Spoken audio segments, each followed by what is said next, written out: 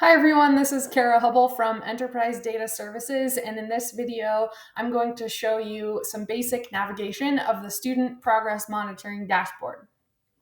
This particular version has pretend data, and because the dashboard is in beta testing and we're piloting it across multiple schools, the dashboard is changing all the time. So you'll see some things that look a little bit different in this fake version from what yours looks like because from the time I record this video until you watch it, we've probably made multiple changes. So things will look a little bit different, but the navigation is going to be generally the same.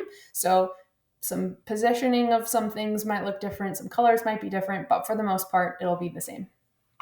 All right, so I'm going to show you the filter panel, which is this filter icon towards the top on the left-hand side. It says open filters when you hover over it.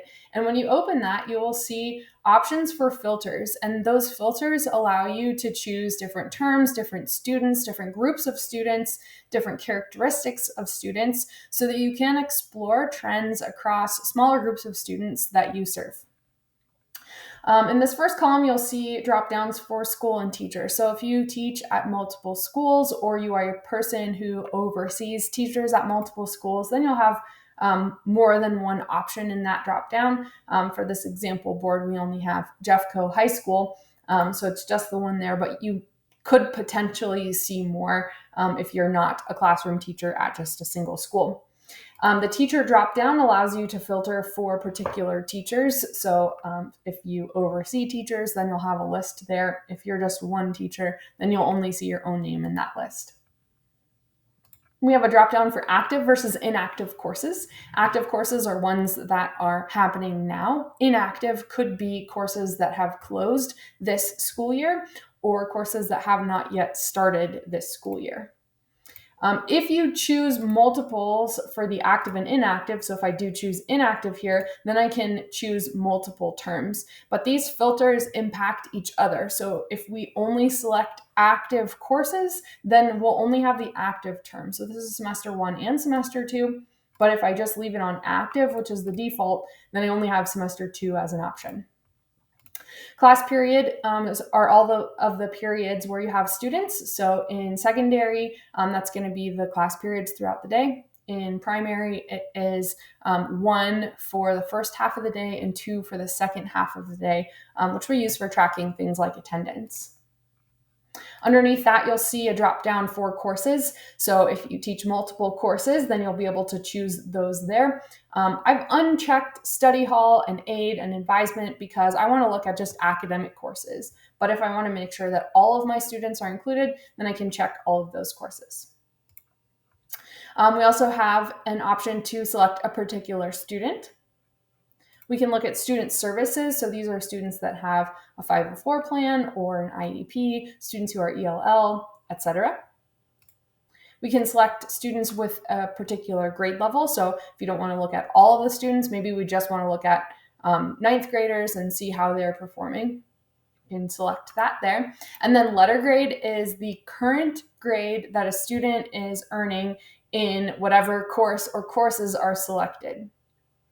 We take the grades from campus every Monday at noon, and then they're updated in the dashboard in this student progress monitoring dashboard every Tuesday. I think it's 4:30 a.m. when we update that. So you'll see Monday's grades every Tuesday. If the grade doesn't change, then it will just get posted the same grade again with whatever date it was last changed. And so these are those most recent Monday at noon grades for whatever courses you're looking at. If you've selected inactive courses, then this would be the end of the term grade. Once you've made the selection for the students that you'd like to explore, you can click the close button, which is on the right-hand side of this filter panel that pops out. So we'll click close filters, and then we can see that dashboard again. There's a reset button. If you don't want to manually go through and change each of the filters one by one, you can click the reset button.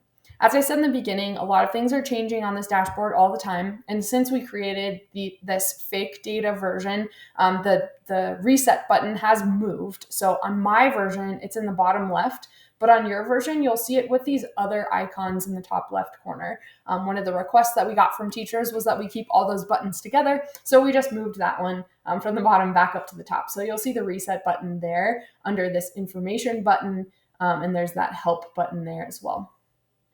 So if you want, you can reset the filters by clicking the reset button, or you can change the filters by going through and selecting any changes that you made and undoing them, selecting all or selecting none, etc.